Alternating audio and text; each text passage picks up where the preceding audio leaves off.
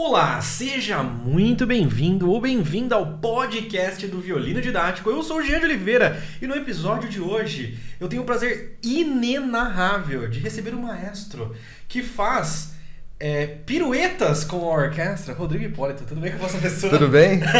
Prazer. Hipólito, pirueta. Exatamente, tá quase igual, tá por aí. Tem alguma relação ou não?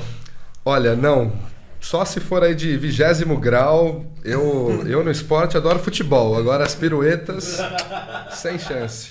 Muito bem. Maestro, para quem ainda não teve o prazer de lhe conhecer, quais são as suas atividades musicais no momento?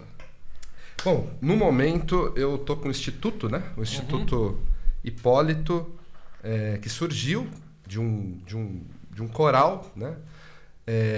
O Instituto ele faz 8 anos e meio esse ano.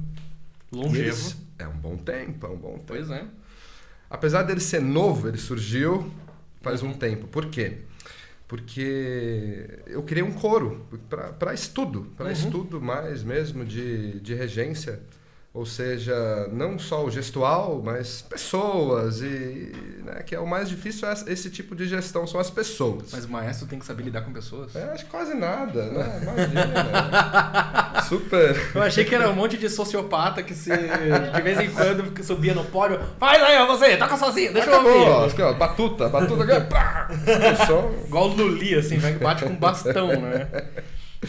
Então, eu pensei, né, naquela época, montar uma orquestra é difícil porque a gente precisa de começo de dinheiro para começar as coisas, que é impossível. Já um coro, alguém pode cantar muito bem sem ter noção nenhuma de partitura, de música, mas pode cantar bem. Não, uma boa sacada. Boa. Eu falei, vou montar um coro. Montei um coral. Já um coro sopranos, contraltos, tenor, baixo. Eu falei assim, ó, a audição, eu fiz uma parceria com o Conservatório Beethoven. Aqui em Pinheiros, né? Aqui em Pinheiros. De graça, assim. Gosta de cantar? Venha. Canta no banheiro? Venha. É isso. Então, começou assim. Eu não sabia o que Quem ia aparecer? Quem ia aparecer. Ou seja, se a pessoa não canta nada, se é aquela catástrofe ou não. E não foi. Então, no primeiro ensaio, nós fizemos uma música do Tim Maia, Primavera, 3 vozes, soprano, contralto e uníssono nos homens. E deu certo, alguma coisa rolou ali. Tinha umas 23 pessoas, mais ou menos. 22, 23 pessoas. E no segundo ensaio já tinha 30. Que aí os amigos ali contam, tô pensando no coral, exatamente, legal. Exatamente. Então, assim, claro, obviamente, tinha ali dessas pessoas quem não tinha muita noção mesmo. Então, cantava em qualquer nota, né? Aquela coisa... Tá no soprano, mas cantando a linha do baixo, uma oitava acima. E daí pra pior, às vezes. Mas foi um trabalho árduo, assim, né? Um trabalho muita dedicação mesmo ali. Então... E foi crescendo. Então hoje tem o coro, né? Que é o Coral Voz e Arte. E tem um novo projeto do Instituto, que nós fizemos um concerto agora, que foi o Movies in Concert, que é a Orquestra Filarmônica Paulista. Que é uma orquestra mais que nova, acabou de sair do forno, aí, com o seu gestor da orquestra, já falo aqui, que é o meu querido amigo Éder Tavares, que fez um processo super incrível aí de... Montou um naipe de violinos completamente aleatório. Aleatório, que deu certo, caiu muito bem. A gente falou sobre isso no podcast ontem, né? A Diana veio gravar. A gente estava falando, se todo mundo que estava ali tivesse feito um concurso para uma orquestra, não teriam passado todos juntos, porque cada um toca numa linguagem, num tipo de grupo diferente. E como pode tanta gente diferente ter funcionado tão bem, né? Exatamente. Muito louco. Que era Ninguém gente... toca junto. Que independente de onde toca, era todo mundo gente boa. Olha, eu vou te falar uma coisa sobre isso. Exatamente. Sobre isso, eu falei com o Edinho, né, com o Éder. O que acontece? Eu acho que o fazer música, sempre pensei isso, ele tem muito a ver com energia. Tem muito a ver com energia. Então, por mais que sejam incríveis, músicos assim, fora de série, Só que chatos pra caramba, difícil de lidar, porque não adianta, músico tem vaidade, ponto. Todos temos vaidade, entendeu? O lance é como a gente lida com isso. Eu acho que, então, com essa energia boa, tudo muda. Então, e o fazer música fica mais prazeroso. Fazer música é prazeroso. Então quer dizer que o senhor prefere fazer música com bons profissionais, gente boa... Veja lá, calma. Prefere fazer música com bons profissionais, gente boa, do que profissionais excepcionais e insuportáveis? Olha só, depende. Depende pelo seguinte. Vou dar um exemplo de musicais. Musicais... Cantor é complicado, é verdade. Não. Cantor? Que isso? Vou pedir pro senhor chegar um pouquinho mais perto pra aqui. cá. Isso. Aí, foi. Mesmo na orquestra, porque musicais, assim, uma temporada, você fica muito tempo junto. Então, geralmente, quinta a domingo, final, sábado e domingo, ainda com 2 sessões, é muito tempo junto. Então, depende por quê. Nisso, é obviamente que eu olho muito. Pô, essa pessoa é fácil de lidar. Essa pessoa... Entende? Isso tem muito... Agora, de repente, é 1, 2 concertos. Dá pra você aguentar um pouquinho aquele mala, aquele cara chato, mas que toca pra caramba. Pra maestro, talvez a gente no naipe ali, a gente olha e fica, ai Jesus, nossa, tem de 12 amanhã ele, meu Deus do céu. Mentira, gente, brincadeira, eu gosto de vocês. Cara, lembrando que temos conversas assim, a produção que me falou aqui pra falar isso, tá? Temos episódios conversando com violinistas, músicos, maestros, toda segunda, quarta e sexta, às 10h43 da manhã. E quem é membro do canal, tem um botão aqui embaixo, seja membro, ou membro, alguma coisa escrito membro ou algo desse tipo. Quem é membro do canal tem acesso aos episódios no mês anterior. Então, por exemplo, se esse episódio está saindo em setembro, por exemplo, você tem acesso a ele em agosto. Se ele está saindo em outubro, você tem acesso em setembro. E assim sucessivamente. Mas como eu faço para ser membro? Você clica, tem um botão escrito seja membro. Você clica... Eu ouvi dizer que no celular, às vezes esse botão ele não aparece. Qual que é o caminho que eu faço? O caminho que você faz é... Você tem o nome do canal escrito embaixo do vídeo. Toca o dedo em cima do nome do canal. Vai abrir a página, a home do canal, que a gente fala. A página inicial do canal. Lá vai ter um botão de inscrever-se. Se não for inscrito, inscreva-se. E vai ter um outro botão de seja membro. E aí você vai ser membro. Mas é muito caro ser membro? É um cafezinho por mês. Tá? E aí você tem acesso antecipado. Todo mundo vai ter acesso ao episódio, só que na hora que ele vai sair. Se você quiser ter acesso antecipado, você pode ser membro. É isso aí? Obrigada, é isso mesmo. Maravilhoso. Então falei, então é o nome da bronca. E eu ouvi dizer também que esse episódio ele é patrocinado. Ele é patrocinado? Ele é patrocinado. Eu não tô sabendo. Por quem? Ele é? Por quem? Não sei. Pelo VDZA. O que é VDZA? Nossa, você precisa explicar para as pessoas o que é o VDZA. VDZA é um curso que a gente tem, cara. Não sei se você chegou a ver uma galera tocando violino na nossa página do Instagram. Sim. Aprenderam online, sabia? Que legal. Então, Não tinha professor pra bater. não tinha professor pra bater. Tem professor que... Porque assim, como que ensina online se online não dá pra bater? Então, se você quiser aprender violino de uma forma tranquila, de uma forma prazerosa, no seu tempo, tem um link aí embaixo na descrição de um curso de violino vitalício por uma mixaria, até uma vergonha. Então, toca aí e entra no VDZA, que é Violino Didático do Zero Avançado. É isso? Muito bom. Vamos falar nisso. Você aprendeu regência apanhando? Olha, a regência ela entrou de gaiato, vamos dizer assim, na minha vida. Na minha família não existe nenhum músico. Nenhum. Caramba. Nenhum. Ou seja, eu comecei não tão cedo, né? Mas como então que você teve acesso à educação musical? Então, aos 11 anos, mais ou menos, que eu não tinha contato nenhum. O que eu fazia era, eu jogava futebol. Todos os dias. Todos os dias. Eu joguei no São Paulo, joguei na Portuguesa. Exatamente. Que legal! Eu adoro, adoro. A minha melhor terapia que tem é onde eu não penso em nada, nada, nada. Enfim, todos os dias eu fazia isso. E quando eu tinha uns 11 anos, mais ou menos, eu tinha um amigo que a mãe dele tocava piano.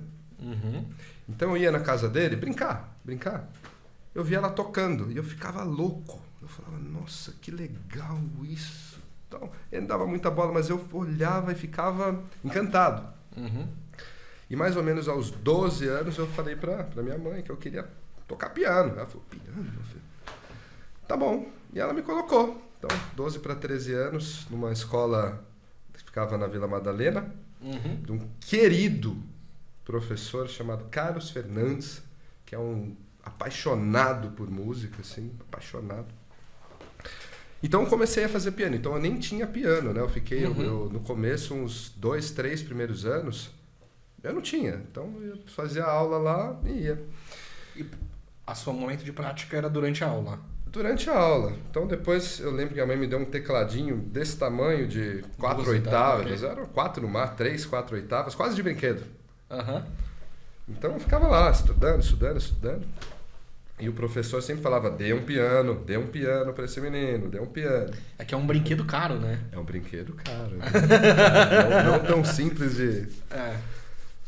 Enfim, eu nunca fiz outra coisa da vida. Desde então, o piano seguiu, a gente me deu um piano, comprou um piano, estudo e fui em frente. Então, eu sempre me tornei um pianista, né? Sou pianista até hoje, vou sempre ser. Né? Então, começou com piano. Então, eu comecei mais tarde a trabalhar em musicais, trabalhar em óperas, como correpetidor. Fazia bastante recitais, inclusive com alguns instrumentos de corda, violino, violoncelo. Meu Deus, como foram os seus primeiros contatos com a galera das cordas friccionadas? Eu vou te falar uma coisa de cara já. Tem uma coisa que eu fico assim louco com o instrumento de corda. A parte ruim é quando a pessoa é quase afinada. Meu Deus! Mas ó, pensa bem, no caso das cordas friccionadas, a gente consegue ser quase afinado. O piano é tudo desafinado. É uma boa. É uma boa. Mas olha só, eu acho que alguém desafinado é melhor do que aquele quase lá. É porque pelo menos o piano ele é desafinado, mas é tudo igual, né? Piano dó é dó. Você tocou assim, você tem timbres diferentes, mas você tocou com uma caneta. Diferente, não é só não é mesmo som, Tem. Não, tem Esse é o som do diferentes. piano? Tem. Agora, quase afinado, eu entendo. fico maluco. Enfim. E nessa época, tocando muito, com repetição, ópera, musicais, o que acontece? Alguns maestros falavam pra mim, pô, você rege, quer ser meu assistente? Eu falei, olha, não, pode ser. Surgiu meio que de colocar Por ele na isso, fogueira. por isso que foi meio que faz aí. Então o que acontece? Nessa época, eu comecei... A primeira professora que eu tive de regência foi a Naomi Munakata, na escola municipal. Isso deve ter sido 2009. Foi maestrina do coro da USESP. Exatamente. Em 2009, mais ou menos, deve ter sido isso. E, enfim, tinha um coro de igreja que eu ia lá, vamos fazer. Tal. Então, tudo coisinhas mais simples, assim, né? E foram me colocando na fogueira. Mas como você começou a fazer aula de regência com a Naomi? Na escola municipal, resolvi fazer, vou fazer. Ah, você entrou pro curso de regência da Entrei. municipal. Nessa época eu fazia faculdade, estava terminando piano, que eu sempre fiz piano com a querida Marisa Lacorte, que é uma fantástica professora de piano, uma filósofa do piano, eu diria. E eu estudava muito piano nessa época. Então eu estudava 7 horas por dia, assim, bastante mesmo. E começou a cair de gaiato. Então eu falei, caramba, eu preciso estudar esse negócio aí, né? Mas não é só, tipo, não é, então, pois não é só mexer a mão, não é fazer só... Então foi indo, e mais, eu só fui fazer aula mesmo, depois com a Naomi eu fiz lá, não foi tanto tempo, foi 1 ano e meio, porque não dava para conciliar tudo, entende? Não dava. Sim. Então eu sempre fui muito mais instrumentista até mais ou menos 2014, por aí.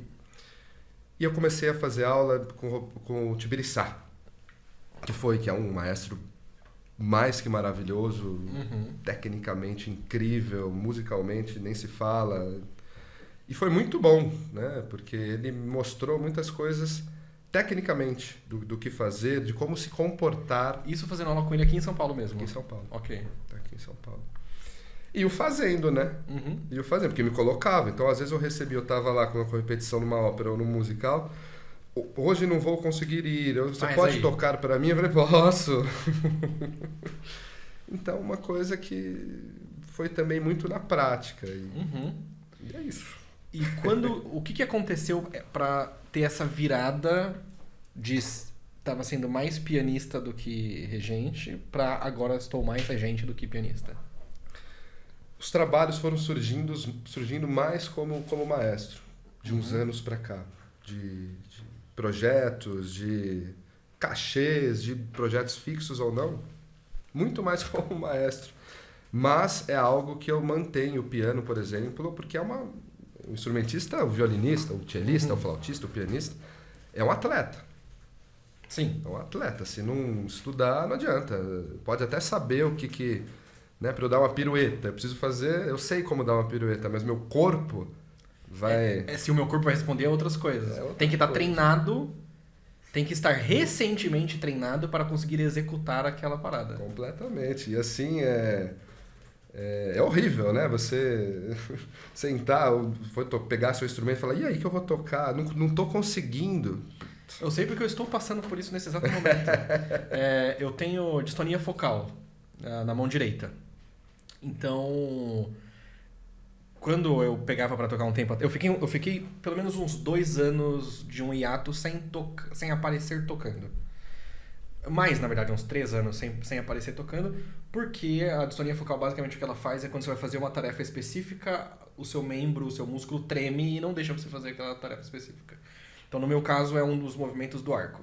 Um dos movimentos mais comuns do arco, ou seja, eu não consigo tocar nada. E isso vem do quê? Por quê? A distonia focal é um distúrbio do movimento neurológico. Então, não se sabe exatamente o porquê. Tem estudos que mostram que tem a ver com repetição de um jeito que não é adequado para aquele corpo individual. Tem estudos que mostram que pode ser por causa de trauma. Tem estudos que mostram que é por causa de excesso de prática. Mas não é... Apesar dele acontecer no músculo, ele é neurológico. É o cérebro mandando uma informação errada do que o músculo tem que fazer. E aí ele faz... Mas é mais fácil eu te mostrar. Então, por exemplo, para quem vê assim a mão normalmente, tipo, não tem problema nenhum, né? Uhum. É uma mão normal, não tem nada de fora do comum. E até dependendo do jeito, hoje em dia eu sei mais ou menos como evitar. Se eu não colocar muito peso, tocar meio piano, não aparece muito. Porém, se eu começar a colocar pressão, não sou eu fazendo. Não é você fazendo isso? Não. Essa é a distonia, exatamente. Então, por causa disso, obviamente não consigo mais tocar num grupo, sabe quando numa a gente orquestra. tá com a perna e o nervo da perna vai fazendo e a gente... Eu às vezes fico assim. Então, Não, mas não de propósito, quando a perna faz isso sozinha. Sei. É mais ou menos isso. Sei. Só que numa tarefa específica. Exatamente Entendi. isso que eu ia falar, porque na perna Puxa vida. se você relaxa, ele para. No caso da mão dele, só não para. Isso para se eu parar de fazer a atividade, aí para. Mas se eu tô pra tocar... E por um tempo, como minha atividade principal já era dar aula, aí eu dava aula tocando assim.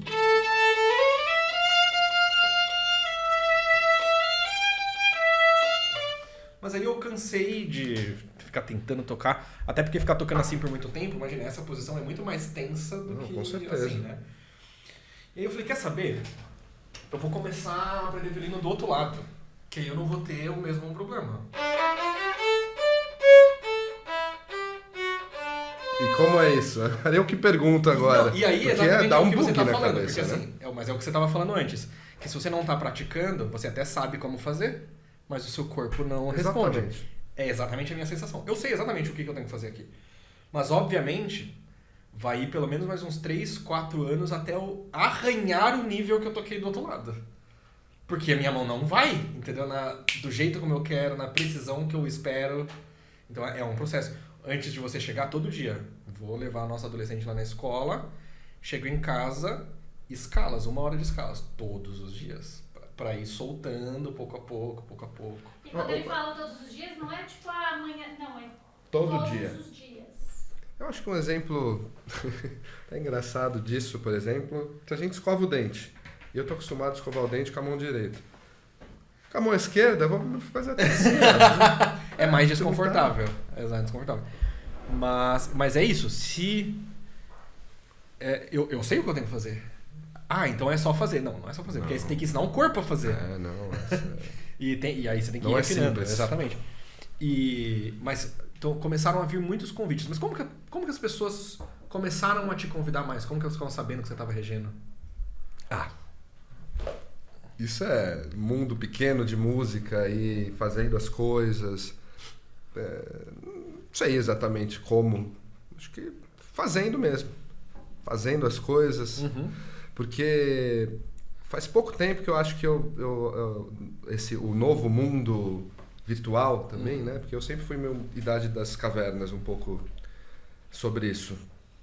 Então, há pouco tempo, na verdade, eu tô me colocando mais também ali, tal, concerto e tal, anunciar, que é importante. Isso é uma coisa que talvez quem está assistindo não saque muito, ou talvez saque. O mundo da música ainda é muito offline. Ainda é muito offline.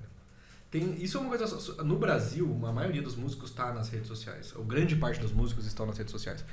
Mas você vai, por exemplo, para os Estados Unidos e para a Europa, tem grandes músicos de grandes orquestras que não estão em lugar nenhum. Além de na orquestra.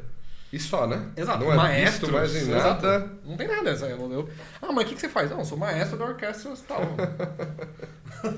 Eu não tô no Instagram, tô cuidando da minha vida, qualquer outra coisa. E na Europa é assustador, porque a gente teve na Alemanha recentemente, você tem lá os espalas das grandes orquestras, não tem internet, não tem internet, mas é pra responder e-mail, não tem Facebook, Instagram, essas coisas. Eu já tomei várias broncas disso de amigos, você tem que fazer isso, aquilo. No Brasil meio que tem, né? Exatamente. Porque tá todo mundo lá. Exatamente, é isso. E tem uma parada que eu percebo que é assim, quanto mais você posta trabalhando, fazendo as coisas, mais as pessoas vão entender que você faz isso, mais elas vão te chamar Mas te pra chamam fazer. também. Porque, né, é a mesma coisa. Se você posta uma foto cada semana numa orquestra trabalhando, você tá ali fazendo... Eu falo como funciona pelo menos nas minhas redes. As pessoas entendem que, se ela tá trabalhando é porque ela dá conta, então eu também vou chamar. Então, se ela faz, é porque ela dá conta, eu também vou chamar. Uma vez eu vi uma palestra de alguém falando sobre... Se eu não me engano, pesquisem na internet, não confiem em tudo que vocês escutam em podcasts. Mas era alguém falando sobre uma palestra ou alguma coisa que o Bill Gates fazia. Perguntaram pro Bill Gates assim, se você tem uma tarefa que precisa ser executada, para que tipo de pessoas você dá essa tarefa? Ele pega e fala, eu dou para as minhas pessoas mais ocupadas. Para os meus funcionários, meus colaboradores mais ocupados. Por quê? Porque eles vão achar um jeito de fazer. É verdade. Toda razão, cara. Toda razão. Se for pro mais que... A pessoa que menos faz coisas, ela vai arrumar um jeito de não fazer. De não fazer. Esquecer, ou tá sem tempo, né? Você pode prestar atenção nas redes sociais. As pessoas que você vê que estão mais na ativa... São as que são mais chamadas para estar ativas. Com certeza. E quanto mais você trabalha, mais as pessoas entendem que você tá apto para aquela via mais. Inclusive, Nana Matias está tocando apenas em 8 orquestras, então tem vaga para mais umas 2. Se você tiver cachê para pelo menos, né? Pelo menos mais umas 2. Então... É porque a gente não tem concerto da Filarmônica agora. Então tá livre. Eu toco no Filarmônica, mas não tem concerto agendado. Então 8 orquestras dá... Aproveitando essa deixa, Rodrigo, você pode chegar um pouquinho mais para lá para entrar no palco? Isso. Aqui? E cara, você montou o Instituto Hipólito para praticar regência, mas foi depois de algum acontecimento específico? Não, eu montei um coral. É que o Instituto ok. também foi uma consequência Do coral. do coral. Entendi. Hoje, eu vou explicar um pouquinho mais. Hoje o Instituto ele tem uma parceria com a Funarte e fazemos projetos de lei de incentivo. Inclusive o Movies in Concert foi agora com a Filarmônica Paulista, o Coral Voz e Arte foi por lei de incentivo. O Instituto hoje ele é mantido pela Funarte, ele tem os seus projetos, é o Coral Voz e Arte, o principal projeto hoje do Instituto, e mais 4 oficinas gratuitas, que é de teoria musical, percepção, artes cênicas e técnica vocal. E para quem... E onde fica esse instituto? Pinheiros. É perto aqui? Perto, rapidinho. Rapaz. Daqui dá 20 minutos. E durante essa semana as aulas, tipo segunda a sexta? Olha, as inscrições acabaram, mas elas para as oficinas, mas tem lista de espera, enfim. Normalmente abre qual época? A gente fechou agora fazem uns 4 dias. Do dia da gravação. Exatamente, do dia da gravação. E o Coral Voz e Arte, a audição para novos integrantes é hoje. Hoje, okay. Mais tarde. Então, para fazer parte, por exemplo, do coral, são coisas simples, mas precisa querer cantar, precisa ter dedicação e ir aos ensaios. Essa é uma parte muito importante. Ir aos ensaios, exatamente. Porque muita gente, vou cantar, e começa e... Cara, sabe, tem em peso esse tipo de gente, tá tudo certo, gente. Eu também sou esse tipo de gente para outras coisas. Meu sonho, maestro, é cantar. Eu sempre quis cantar desde quando eu sou mocinha. Então o ensaio é terça-feira de noite. Terça-feira de noite eu tenho tal coisa. Exatamente. Então não é tão sonho assim. Não é tão sonho. Então isso também foi um aprendizado de como quando recrutar, né, as pessoas, o que fazer para mantê-las realmente. Porque o coral hoje são pessoas... que se dispõem a irem, né? A equipe profissional, sim, está lá toda semana, mas o pessoal do coro se dispõe do seu tempo para ir, mas não é só isso, eu vou lá. Não. Vai e tem um estudo em casa, tem uma prática. Então o Instituto hoje em dia é formado por isso. E tem a Orquestra Filarmônica Paulista, que é novíssima, tem 1 mês, mais ou menos. Ou até menos. E como que foi esse processo de ter um coro para evoluir para instituto? Olha, eu no começo, eu falo assim, eu criei o coro sem ter noção de onde poderia chegar. Então é uma coisa que eu fico feliz demais já, porque falei, caramba, que bacana que a gente está desse jeito hoje. Que nem eu falei, começou com coro, canta no banheiro, venha cantar. Então, teve muitos altos e baixos aí nisso. E do Instituto, ele se criou como Instituto mesmo há uns 2 anos, mais ou menos. A gente foi fazer um concerto com coral na Hebraica. E quem estava lá foi a Erundina. Ok. A Erundina estava lá assistindo. E ela gostou muito. E no final ela veio falar, maestro, que maravilhoso, porque o coral, por exemplo, é muito social. Você tem de tudo. Você tem de todas as idades, todas as raças. No social você tem de tudo. Então, ela olhou e falou, que legal. E é um trabalho bem feito, né? Então, e ela ofereceu uma emenda parlamentar. E eu falei, emenda parlamentar? O que é uma emenda parlamentar? Eu falei, parlamentar? mas claro, sim. E deu início, né, ao instituto. E querendo... O que é uma emenda parlamentar? O que é? É uma pergunta? É uma verba.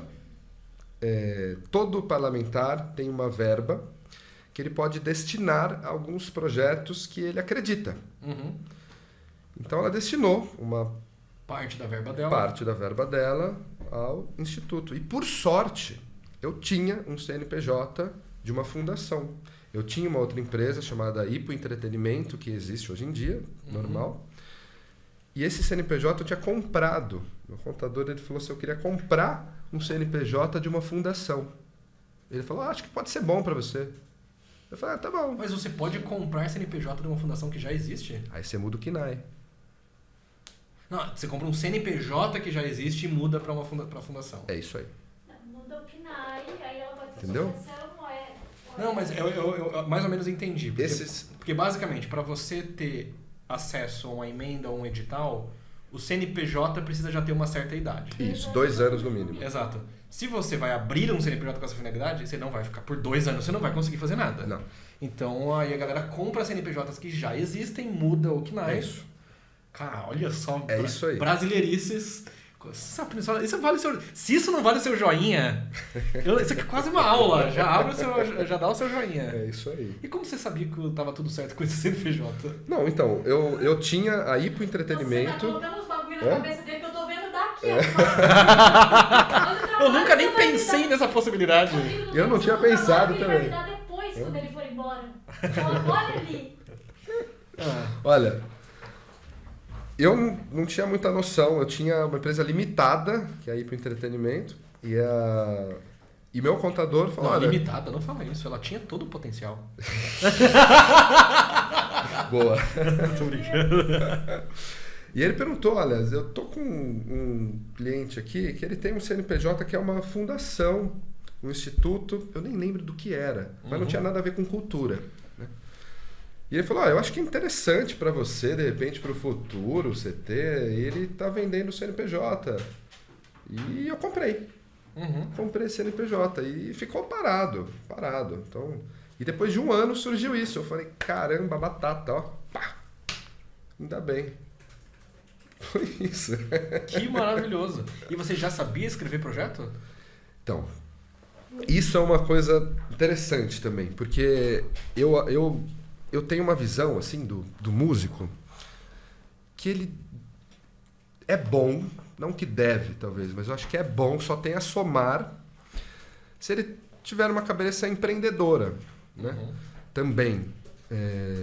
Isso o músico solista, o músico de tudo, professor, eu acho que todos.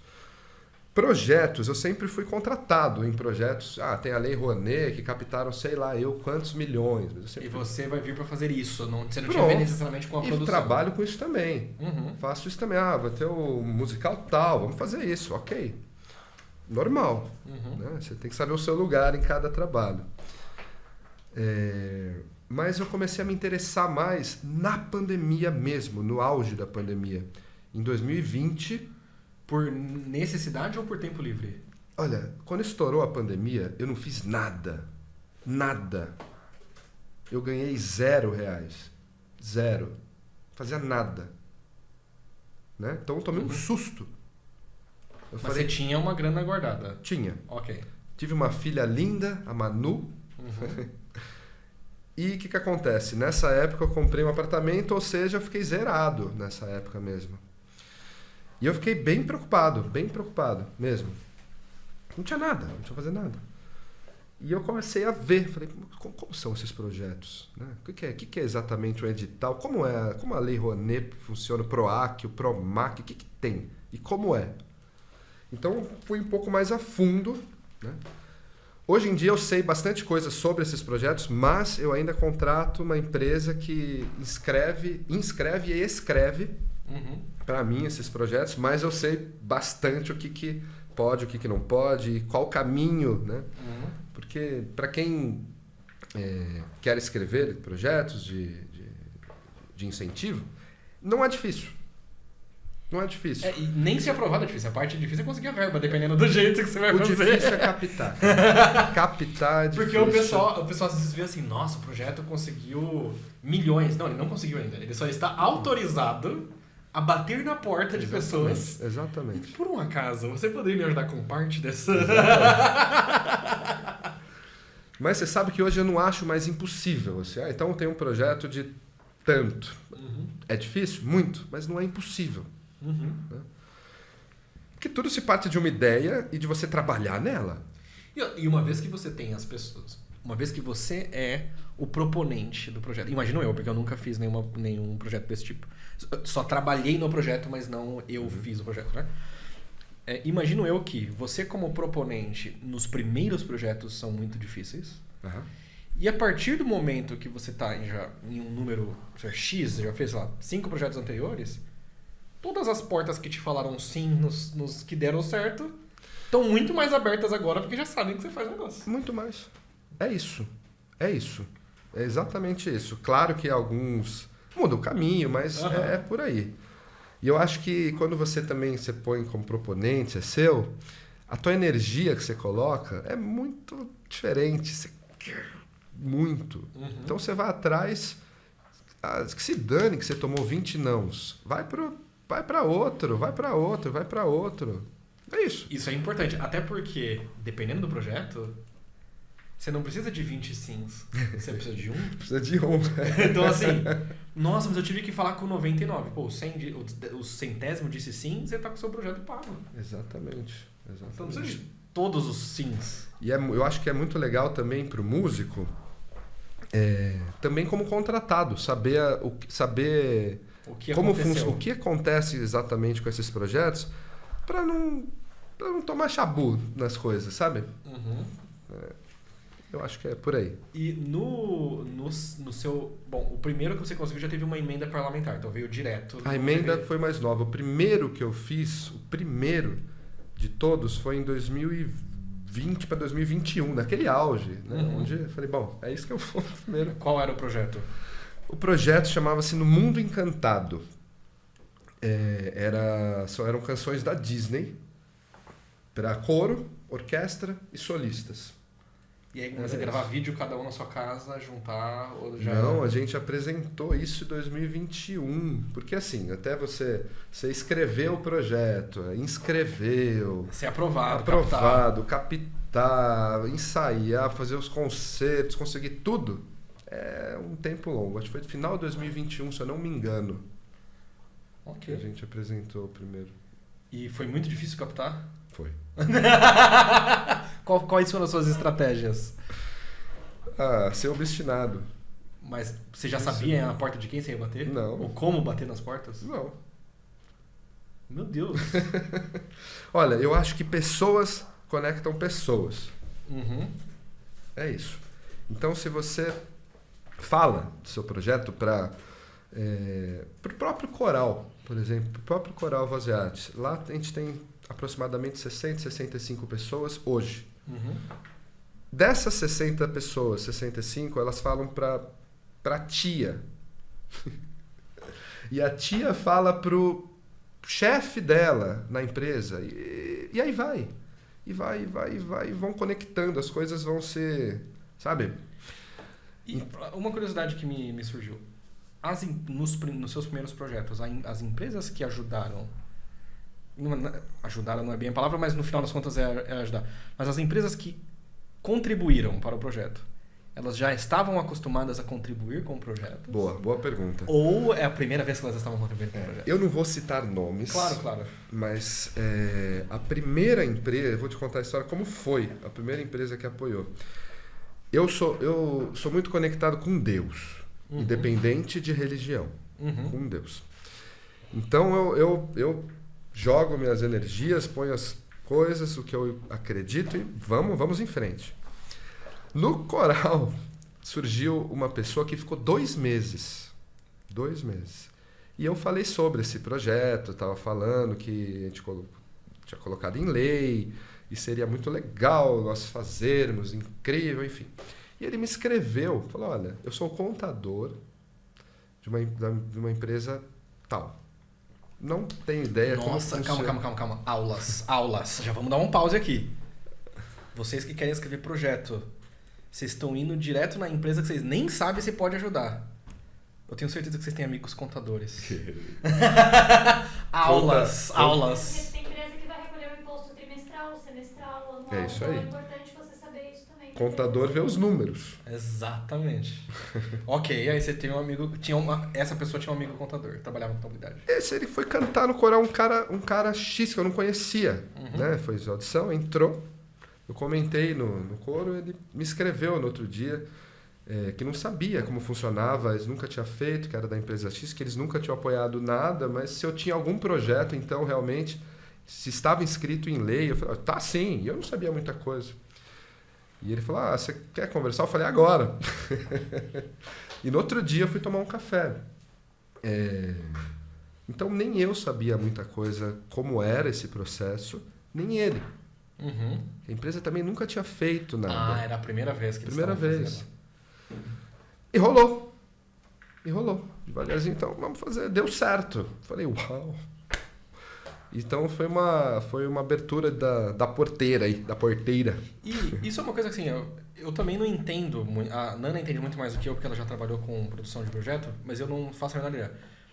A empresa, vamos supor que o seu projeto custa R$200 mil, hipoteticamente, para fazer 13 espetáculos, sei lá.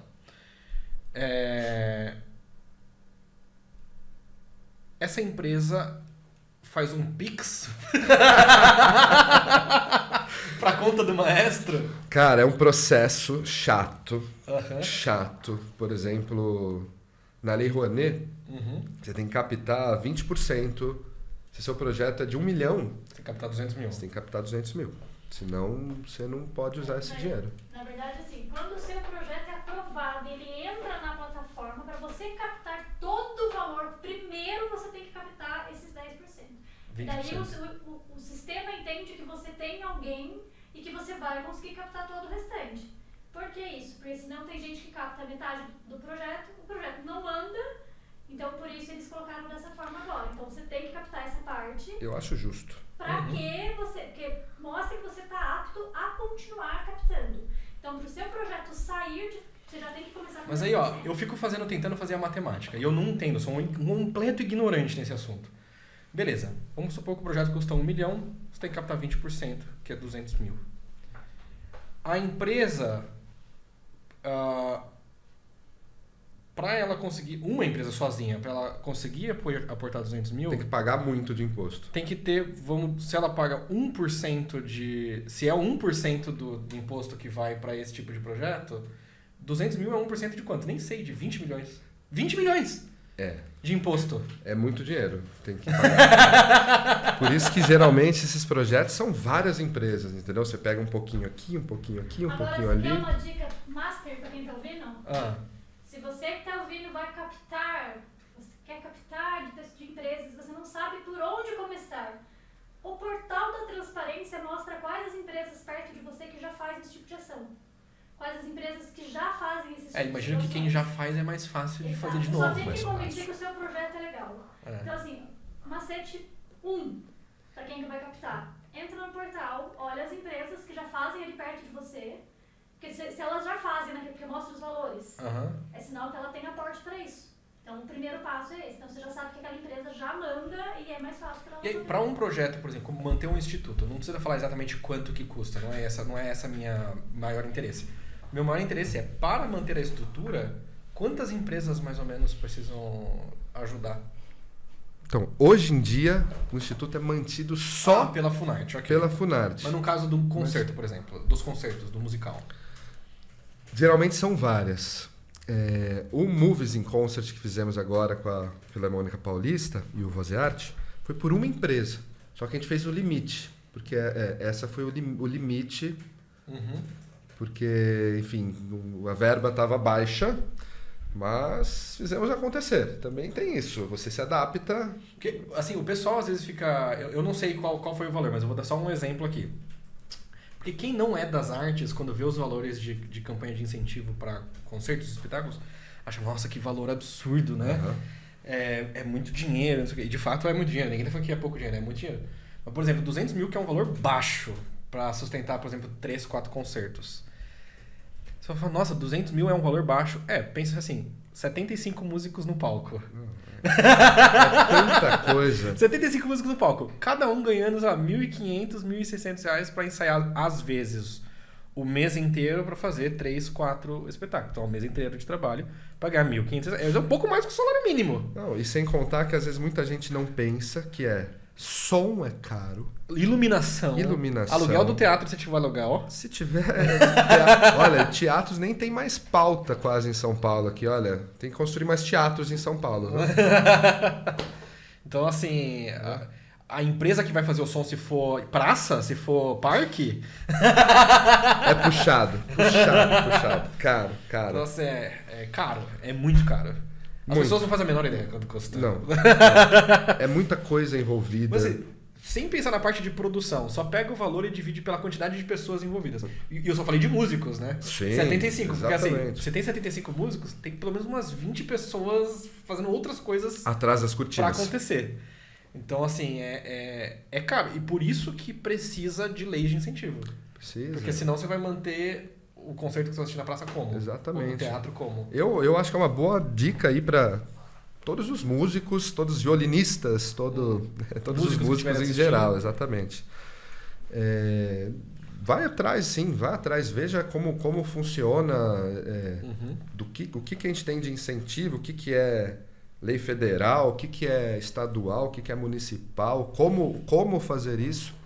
Vá, pelo menos saiba um pouco como funciona isso. E a maioria, imagino eu, a maioria dos músicos ou artistas no Brasil são mantidos direta ou indiretamente.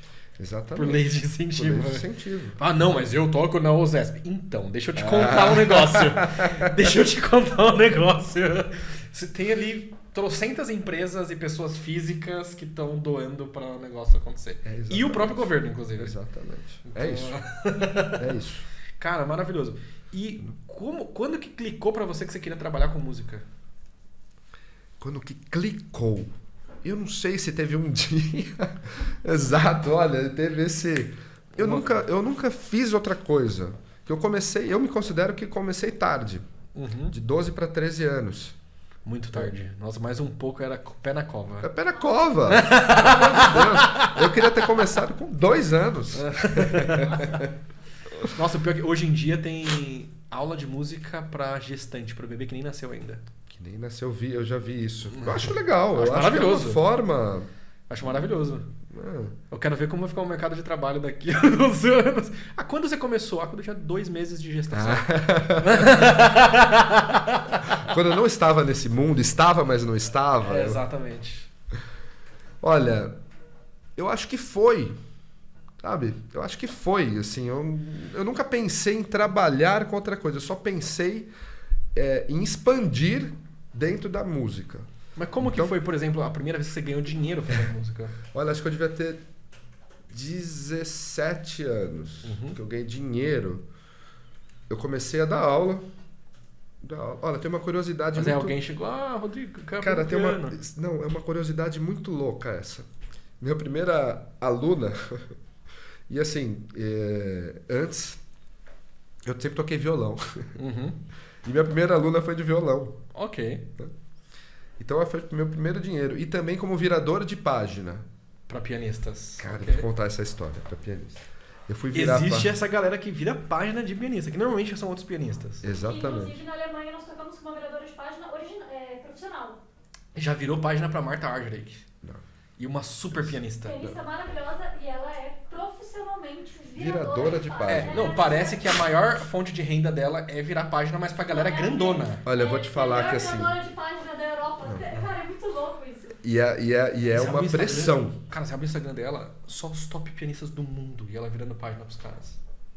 Você fica assim, tipo... ela toca piano para um cacete. E ela sozinha é uma pianista maravilhosa. É foda. É que senão não ia estar virando página. Exatamente. Olha, nessa época eu devia ter 17 para 18 anos, por aí. Eu fui virar página para o Gilberto Tinetti, que não está mais conosco aqui, grande pianista, grande professor, em um concerto. E eu tava lá, tranquilo, entrou no palco. A primeira música era um Poulenc. Olha só, a escrita. Enfim, eu não estava tão acostumado tanto naquela época, então... você pega Mozart, Beethoven, a escrita visual ali, você está mais acostumado, habituado. Eu fiquei um pouco... Ele chegou antes de começar o concerto e falou para mim baixinho assim no meu ouvido: cuidado com essa daqui, porque eu tô lendo. Pronto. Então não pode virar muito antes. Não, meu coração fez assim, ficou desesperado. Deu tudo certo. Mas assim, eu tava... Será que ele só não te pregou uma peça pra você ficar atento e virar a página? Eu não sei. Se foi a peça, deu certo.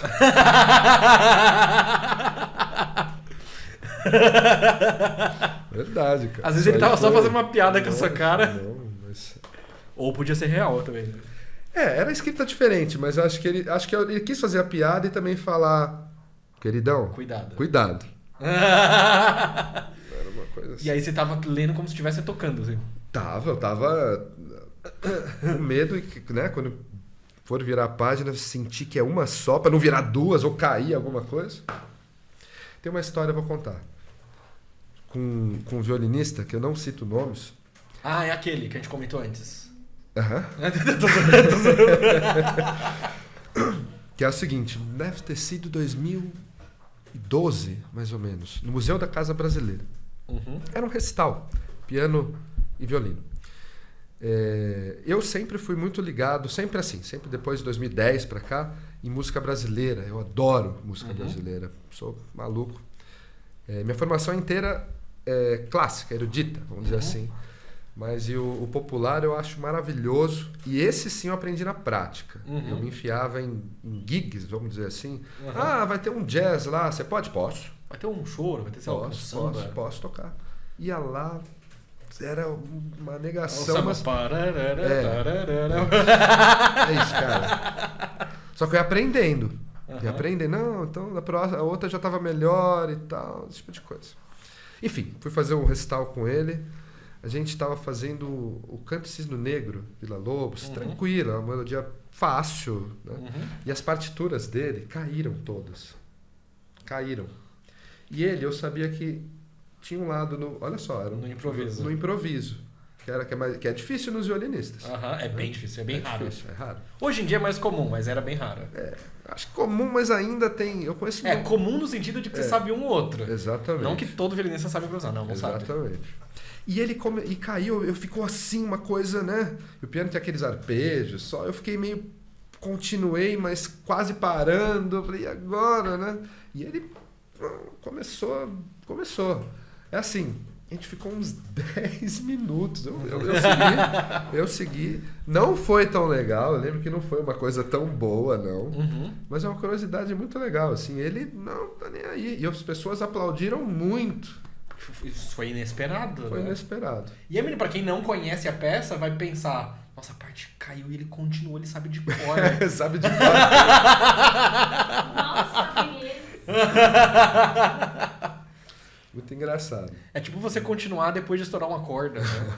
Tipo, o Paganini fazia esses efeitos, aí tem algumas linhas de estudo que acreditam que ele fazia de propósito. E muito provavelmente, porque tem tanta história dele estourar a corda no meio do concerto, que você vai meu amigo, uma vez eu entendo. 2 vezes você fazer e continuar tocando... Agora eu te pergunto. Faz parte do show. Qual é a sensação pro violinista quando estoura a corda? Depende.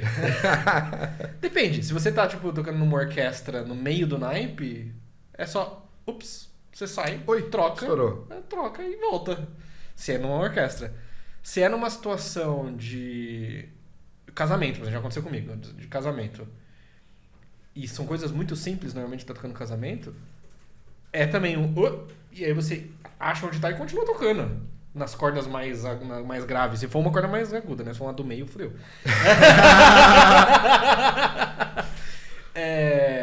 E se é uma coisa de concerto solo difícil, aí não tem muito o que fazer. Você pega o violino do concertino e continua. Não do Spala, né? Do concertino. Às vezes a galera pega do Spala e aí passa os violinos pra frente. Eu já vi. Eu tava assistindo um concerto faz tempo. Isso foi em...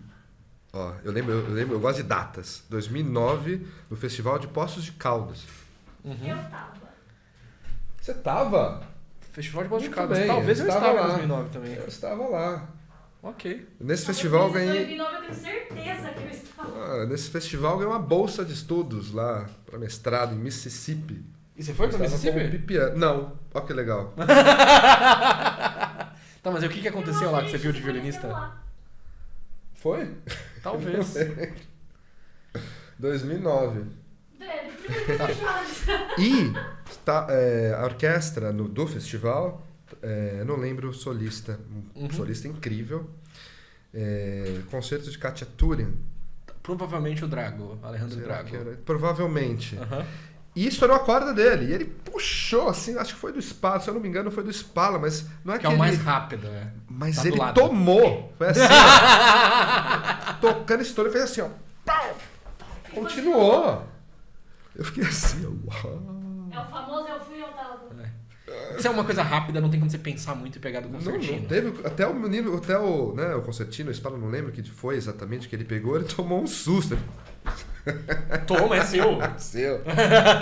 Me passa seu violino aí pro cara de trás, né? Muito bom, cara. Mas é o que dá pra fazer. E aí quando acontece isso, pra curiosidade pra quem tá ouvindo, se o maestro pega do Spala, Se o solista pega do Spala, meio que a pessoa que tá na estante de trás do Spala passa o violino para o Spala tem que continuar tocando.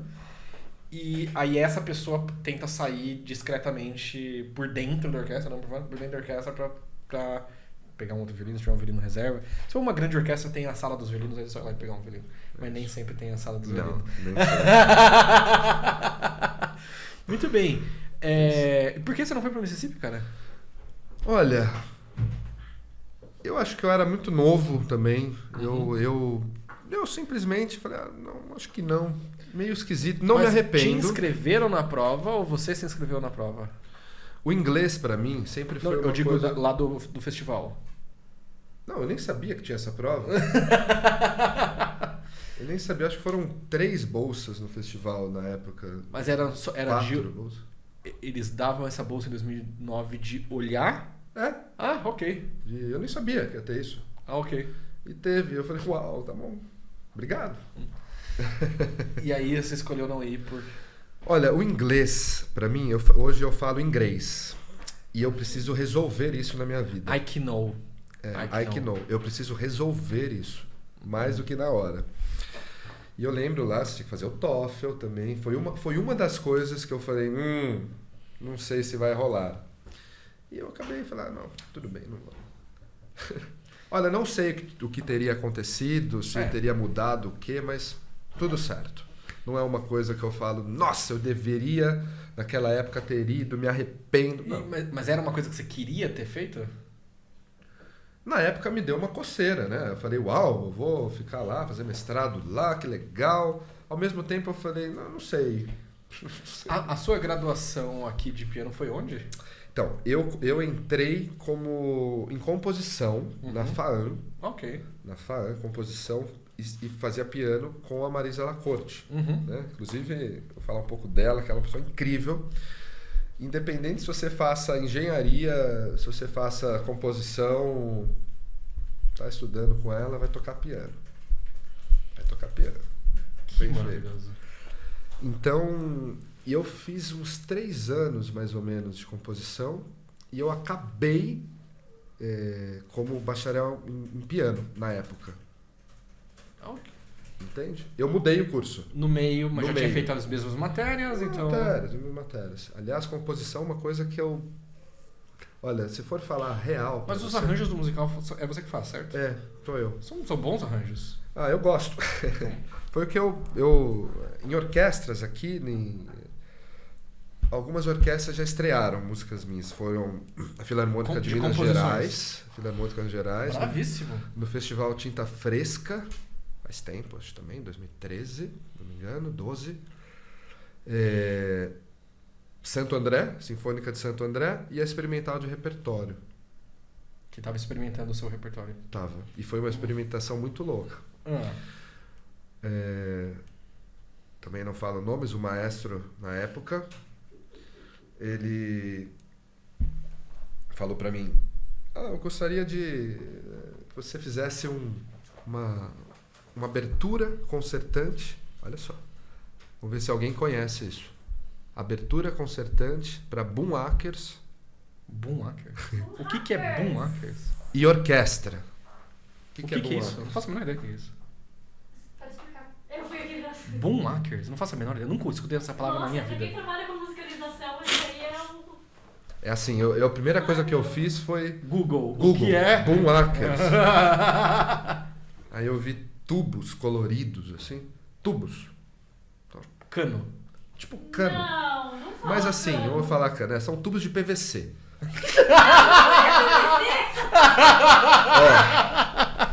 Assim, é muito legal. Primeiro é muito legal. Hoje em dia é muito usado em musicalização. Ou seja, se você bater eu pego e bato na sua cabeça, assim, sai som. Tirando o carro. E tem que ser um grupo grande. Se eu não me engano, são 3/8 de tessitura. É muito legal. Cada um tem só 2, assim. Cada um tem só 2. Okay. E sabe que, só abrindo parênteses disso, isso é muito legal para trabalhar com criança. Não sei, no contexto de orquestra, eu sempre usei para trabalhar com criança. E é muito legal que as crianças piram, porque como elas têm que fazer atividade Calma, com são ele, é muito 3/8 dentro de uma única tonalidade. Uhum. Então são 21 tubos, 22 tubos, sei lá. Por aí. Então precisa de mais ou menos 10 pessoas, cada uma com uma nota na mão. Ó, e tem um problema disso, que eu ficava louco, eu lembro, né? Não, O que 24, acontece? são 12 pessoas. Não dá pra você fazer nesses tubos, que é um som, acabou, né? Tum, tum, tem som lá. Não dá pra você fazer um tsará, tsariraroró, não dá. Então, o que eu fiz? Se você ensaiar muito bem com todos eles, talvez. Impossível. O que eu fiz lá? Eram 3 movimentos dessa abertura concertante. Meu primeiro movimento era uma coisa, eram 5. Rápido.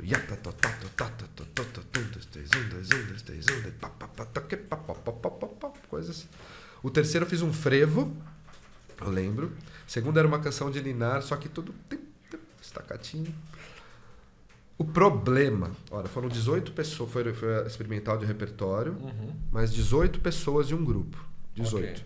O problema, se eu tô com do, ré, você mi, fá, o outro com sol, lá, ou seja, se eu faço do, ré, mi, fá, sol, lá, né, e vai indo, se um erra, dá merda.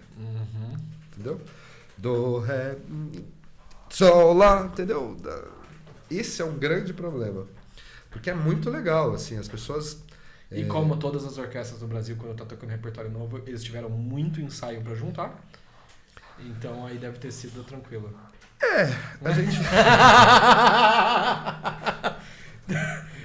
É comum, não sei nesse caso específico, porque eu não sei. Mas é comum quando vai tocar repertório novo, dependendo do tipo de evento que é o concerto, a orquestra leu isso uma vez um dia anterior e vai tocar no outro dia. É isso aí. Isso se não estiver lendo na hora que tá tocando. Exatamente.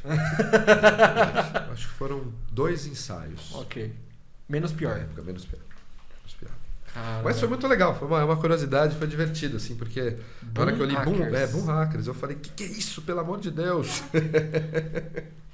Muito bem. Alguma pergunta, produção? Não, eu queria saber como foi para você agora trabalhar com essa orquestra. Não sei se você já deixou claro aí o seu instrumento para as pessoas, né? Sim, piano. Eu estava concentrada aqui tá tudo bem. Pessoas. Mas disso, de como foi para você trabalhar disso com a orquestra, porque tinha uns solos de violino dessa vez que a gente fez esse trabalho juntos, né? E isso é uma coisa, me surgiu uma outra pergunta também. Você já tinha tido experiência de reger uma orquestra sinfônica antes? Já. Essa orquestra, a Filarmônica Paulista, eu achei incrível. Por quê? Apesar de não tocarem juntos, os músicos... No concerto a gente tocou junto. No concerto rolou junto. Não serem músicos integrantes do mesmo corpo artístico. Exatamente. O primeiro ensaio eu estava apreensivo. Porque... né? E soou muito bem. Então, eu acho que... Então nem precisava desse primeiro ensaio. Nem precisava, já precisava concerto. Para quem ensaio? E do coro para reger uma orquestra, qual foi você regia a ópera? Você Olha, você tá à frente de uma orquestra com músicos profissionais, é pressão. Sim. É pressão. São todos muito bons. Exatamente.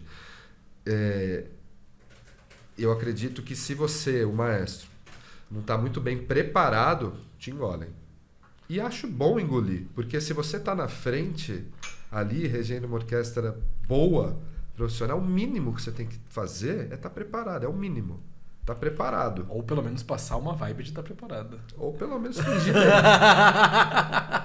Porque uma coisa, certamente, o maestro tem que ter mais do que o músico no momento que ele sobe no pódio.